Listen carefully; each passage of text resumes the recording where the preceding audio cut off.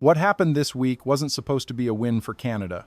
A controversial anti-tariff ad in Ontario sparked a political storm that threatened to derail already fragile trade conversations with Donald Trump. Commentators predicted retaliation, escalation, and another cycle of economic uncertainty. Under normal circumstances, Canada would have been cornered, forced to explain, defend, or quietly absorb the blow. But this is not the Canada of old. And Mark Carney is not a prime minister who folds under pressure. Instead, he turned the moment into an advantage. Carney's Asia tour from Tokyo to Kuala Lumpur had already placed Canada in a dramatically stronger position than at any point in the past decade. He wasn't traveling the region as a polite spectator beside America's shadow. He was treated as a statesman whose decisions hold weight in the global economy. Nations listened because Canada has something critical: the minerals, technology partners, and investment opportunities the world needs. And just as this momentum reached its peak, the Ontario ad controversy hit. Trump reacted instantly, cutting off discussions and preparing the familiar script of tariffs and threats. Many expected Carney to hit back or at least defend the ad, but instead, he chose something that stunned both Ottawa and Washington. He apologized, not in weakness, not in submission, but with strategic control, a calm, direct acknowledgement that erased Trump's ability to escalate the crisis further. Carney saw what others didn't. The ad had already served its purpose. There was nothing left to gain by fighting over it. So he took away Trump's battlefield. And suddenly, Washington had to decide whether to continue a confrontation that no longer made sense or step back to the negotiating table. Carney didn't just avoid a crisis. He converted it into a demonstration of Canadian leadership. This was the first sign that a shift was taking place. Canada wasn't bracing for impact anymore. Canada was steering the outcome. Donald Trump has spent years turning diplomacy into a stage show where volume equals power, and aggression is the default setting. His expectation has always been simple: if he escalates, others will panic. Canada, in particular, was supposed to flinch, and for a long time, that strategy worked. One swing of tariffs and Ottawa would rush to contain the fallout, but that script failed the moment Mark Carney entered it. Carney didn't match Trump's outrage. He didn't amplify the emotion. He removed it. In a single, measured response, he denied Trump the spectacle he depends on. The apology wasn't just unexpected, it was disarming. Trump was prepared for a fight, not for composure. He had come ready to punish, not to negotiate. Suddenly, the target was gone, and the momentum evaporated. That's how power quietly shifts. Carney's move worked because it attacked the foundation of Trump's strategy: chaos. Trump uses conflict to justify control. If others look unstable, he appears strong. But when the other side stays calm, his anger stops looking authoritative and starts looking irrational. The contrast became the story: one leader acting like a responsible head of state, the other acting like a man offended by a TV commercial. Carney turned the spotlight, and Trump didn't like what the cameras revealed. What makes this moment even more impactful is that it didn't happen in isolation. It came as Carney was earning respect across Asia, being welcomed as a leader whose decisions shape markets, not just headlines. Every handshake overseas added weight to his apology back home. He was not backing down. He was choosing which issues deserved a fight, and this wasn't one of them. The genius lies here. Carney protected Canada's dignity. Carney protected Canada's leverage. Carney protected Canada's long-term interests. And he did it without raising his voice. While Trump was trying to drag the discussion into conflict, Carney kept it anchored in cooperation. He showed that strength is not how loudly you respond, but whether your response moves the outcome in your favor. Trump came to break the relationship. Carney came to fix the future. And suddenly, Trump wasn't dictating the pace of diplomacy anymore. He was struggling to keep up with it. For years, Canada arrived in Asia as the polite visitor respected but rarely courted. Trade missions felt more like courtesy calls than strategic dialogue. Everyone understood Canada's economic gravity was tied to the United States, and so conversations would inevitably drift back to Washington's priorities. But during Carney's latest tour, that dynamic shattered completely. In every capital, Tokyo, Seoul, Singapore, Kuala Lumpur, Carney wasn't treated as America's neighbor. He was treated as Canada's leader. The difference is subtle until you see its impact. Meetings were not framed around what the US wanted from Asia, but what Canada could build with Asia. Carney discussed digital infrastructure, green technology, investment flows, critical minerals, semiconductor supply chains, topics where Canada isn't just relevant, but essential to global progress. And Asia didn't just listen, it leaned in. Because Carney represents something rare in this geopolitical moment: a Western leader who brings stability without conditions. He doesn't demand allegiance against China. He doesn't weaponize trade. He doesn't present cooperation as rivalry. He simply offers what the world needs: reliability, resources, and rational diplomacy. Japan saw a partner to secure the materials needed for its EV industry. South Korea saw a fellow innovator in battery technology and energy transition. Singapore saw an economic bridge to Western markets without the volatility of U.S. politics. Malaysia saw an opportunity to elevate trade without picking sides in a superpower conflict. Carney didn't push Canada into the spotlight. Asia pulled Canada into it. That shift matters. When Trump disrupts relationships, partners search for alternatives. And increasingly, Canada is that alternative. Carney has turned geography into leverage, a Pacific nation that can speak to both sides of the ocean without the baggage either side carries. The world used to assume Canada followed global currents. Now it sees Canada generating them. In Asia, they aren't asking whether Canada can lead. They're asking how quickly Canada is prepared to. Apologies in politics are usually framed as surrender. They imply pressure, embarrassment, or strategic collapse. But that assumption only applies when leaders don't understand the value of timing. Mark Carney understands it better than most. His apology to Donald Trump over a provincial anti-tariff advertisement was not the act of a government caught off guard. It was the move of a leader who had already won the real fight. Carney knew that continuing to debate the ad would keep Canada trapped in Trump's narrative, a narrative fueled by anger, grievance, and trade threats. So he stepped out of it entirely. With a single acknowledgement, he pulled the controversy out of Trump's hands and placed it into a closed chapter. The American media that expected a brawl suddenly had no story to chase. Trump was left swinging at a ghost. And that is precisely why the apology worked. Carney wasn't apologizing for fear of consequences. He was apologizing because there were none left that mattered. The ad had already exposed the weakness in Trump's tariff logic. It had driven home the point to American consumers and businesses. Economic isolation hurts them first. Mission accomplished. There was nothing to gain from prolonging the spectacle. By cutting the conflict short, Carney protected the much bigger agenda, restarting trade talks that benefit millions of Canadian jobs. He refused to allow a short-term political stunt to undermine long-term national interest. In doing so, he shifted the tone from retaliation to responsibility and let the world decide which approach looked more like leadership. Even critics in Washington admitted the strategy was effective. Calm made Trump look loud.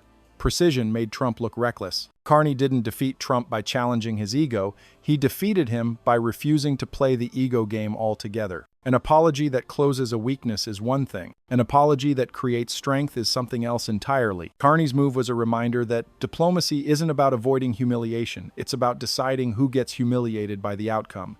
And this time, it wasn't Canada. Donald Trump's power has always relied on one core tactic: forcing others to play his game.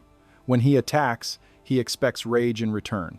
When he threatens, he expects fear. His influence grows when his opponents look unprepared or emotional. But when Mark Carney apologized calmly, confidently, and without giving Trump a single ounce of drama, something unfamiliar happened. Trump suddenly didn't know what to do next. He tried to maintain his usual bravado, insisting negotiations were shut down.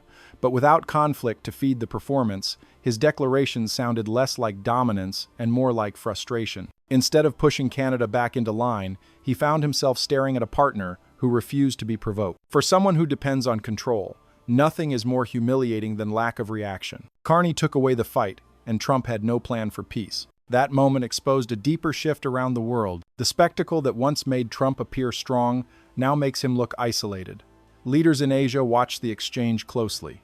They saw Carney as rational, constructive, and serious, the adult in the room. They saw Trump lashing out at a country whose economy the U.S. still depends on, and they quietly took note of who they would rather work with. Trump did not expect Canada to hold the stronger hand. But today, Canada controls something essential: options. If Trump escalates, Canada redirects its trade growth into Asia. If he delays, U.S. manufacturers suffer supply shortages. If he insults again, the world sees insecurity, not strength. That is Carney's real victory. He didn't need to beat Trump in a headline. He forced Trump to confront a new reality. Canada will no longer be a prop in America's political theater. What happened this week was not just a diplomatic disagreement. It was a role reversal. The country that once braced for pressure is now watching Washington scramble to regain relevance. Trump's anger didn't expose Canada's vulnerability.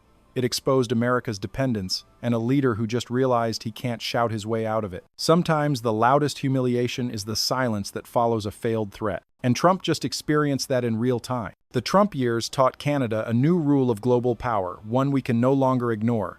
Never allow your nation's future to depend on the whims of a single foreign leader. For decades, Canadian economic strategy operated on a comfortable assumption. America would always be a stable, rational, reliable partner. Geography guaranteed friendship. Trade guaranteed predictability. Shared values guaranteed trust. Then 2017 arrived, and every illusion collapsed at once. Tariffs branded as national security threats. NAFTA threatened with extinction. Public insults thrown across microphones. Overnight, Canada discovered that loyalty offered no shield, and proximity could become a weapon. That shock changed Canadian thinking far more than we admitted publicly. Because deep down, every diplomat, every CEO, every policymaker understood, if one U.S. election can endanger our prosperity, then we were never as safe as we believed. Carney was watching closely. He recognized that the most dangerous form of dependence is the one we don't see until it's exploited. And unlike those who hoped the turbulence would fade with time, Carney decided to redesign the entire system so Canada would never be cornered again. His Asia tour wasn't just a diplomatic event, it was the alternative map. The proof that this country has other doors to open, other hands to shake, other futures to build. Japan needs Canadian minerals for its EV transition. South Korea needs our clean energy network. Singapore needs our financial connection to the West. Malaysia needs our investment stability. China needs our credibility and access to markets it can't reach alone. In other words, Canada finally understands its own value, and so does everyone else see. The Trump doctrine tried to make allies kneel. Carney's doctrine makes allies negotiate. That is the evolution. Canada will always be North American. Canada will always defend its partnership with the United States. But Canada will never again be caught with only one path forward. The lesson has been learned and encoded into foreign policy itself. Diversify power. Protect leverage. Never rely on hopes when strategy exists. Carney isn't reacting to Trump anymore. He's ensuring Canada will never have to. For decades, Canada's relationship with Asia was polite, transactional, and cautious. We were known but never central. We were welcomed but rarely depended upon. The Pacific economy grew, and Canada watched it like a spectator, afraid to join the field. Carney changed that dynamic in a single tour. Asia did not just listen to Canada this time. Asia needed Canada at the table. Because Canada offers something no superpower can: a stable, trusted partner without ideological baggage. Japan looked to Carney not as an assistant to American policy, but as the provider of critical minerals needed for its car industry to survive the global EV race. South Korea saw a nation that can link Asia's innovation to North America's markets without turning every decision into a military stance. Singapore saw an opportunity to strengthen financial flows that bypass U.S. volatility without risking diplomatic fallout. Even Malaysia, often overshadowed in major power narratives, recognized that Canadian partnership could elevate regional trade ambitions. Carney didn't shape conversations around confrontation. He shaped them around opportunity. And the region responded with enthusiasm because the world is exhausted by zero-sum politics. When Washington demands loyalty and Beijing demands deference, Canada offers something refreshing: cooperation without conditions. That is what makes a bridge valuable. It connects without controlling. In diplomatic rooms across Asia, Carney represented a Canada that no longer waits for permission to engage.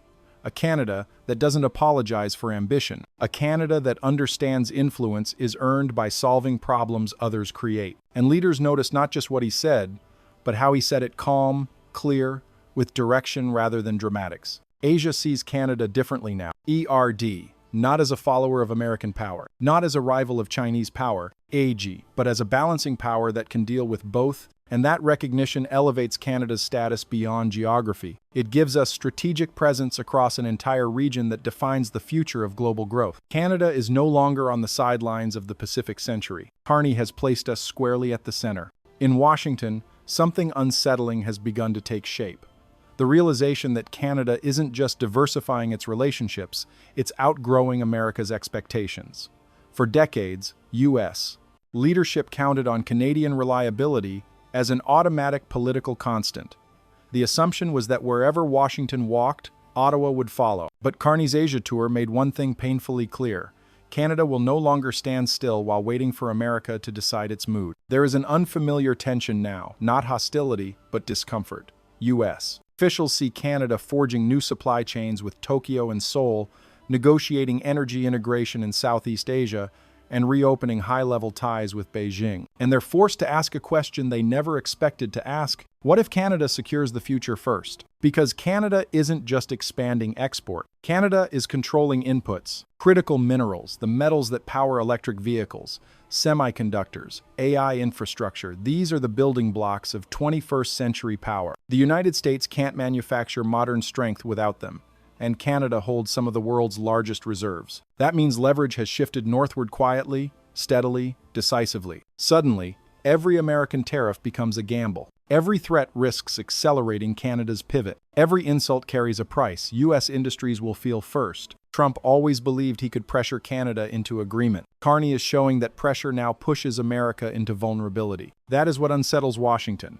Canada has options, the U.S. has dependencies, and the power dynamic flips faster than anyone thought possible. Trump still speaks as though he decides the relationship, but his frustration tells the real story. He is reacting to a country no longer locked inside his political narrative. Canada is no longer asking for access. Canada is choosing where to grant it. The U.S. hasn't lost a friend. It has lost the comfort of assuming that friend has nowhere else to go. Carney didn't announce this shift in a speech. He demonstrated it in every handshake thousands of miles away. And the message, whether Washington likes it or not, is clear. Canada isn't waiting for America's future. Canada is preparing its own. For years, the playbook of global politics rewarded confrontation. The loudest leader dominated the headlines.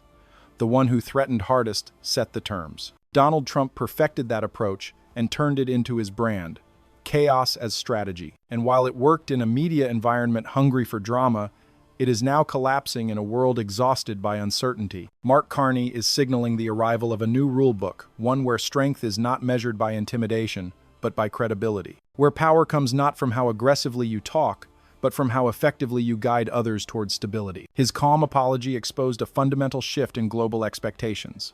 Leadership today is judged by who can solve a crisis, not who can create one. Trump reacts to pressure by raising his voice. Carney responds by lowering the temperature. And in this moment, the world prefers the silence that produces results over the shouting that produces headline. It is no coincidence that while Trump's meetings with Xi Jinping were stiff and transactional, Carney's were warm, forward-looking, and solution-oriented. China and Asia at large sees in Carney exactly what modern diplomacy desperately lacks: the ability to disagree without destroying the relationship. That is why the apology was a masterstroke. Trump expected Canada to take the bait and escalate. Carney turned the confrontation into a dead end, leaving Trump punching into air. It wasn't Canada that looked weak in that moment, it was the man who suddenly had nothing left to fight. Calm doesn't neutralize conflict. Calm dictates what happens after it ends. Carney is showing global leaders that Canada is dependable, rational, and strategically mature, three qualities that have become international currency.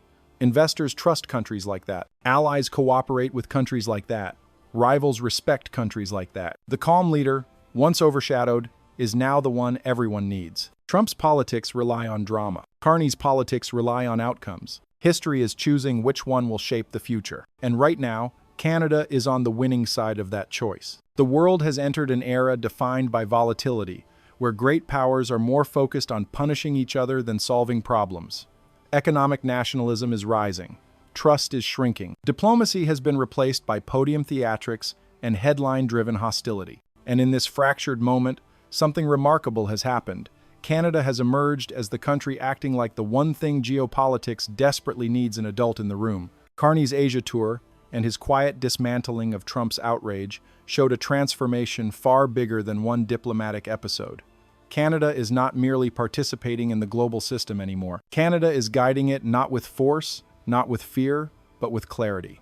He has demonstrated that power today belongs not to those who shout, but to those who are still listened to after the shouting ends. Under Carney, Canada offers the world three stabilizers it can no longer take for granted: economic reliability, resources essential to modern industry; diplomatic balance, access to East and West without taking sides; political maturity, decisions grounded in logic, not ego. That is the foundation of influence in the 21st century. That is why Asia embraced him. That is why Washington is recalculating its assumption. That is why the apology became a victory. Canada is stepping into a role it spent decades preparing for without realizing it. The bridge in a world of walls, the voice of reason where extremism dominates, the partner every nation can work with, even when they cannot work with each other. Carney showed that defending national interest does not require humiliation or hostility.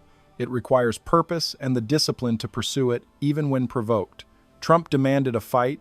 Carney delivered a future. For the first time in a long time, Canada is not reacting to the world. The world is reacting to Canada. And if this is only the beginning, then the message is unmistakable. Canada isn't rising quietly anymore. Canada is rising where everyone can see it.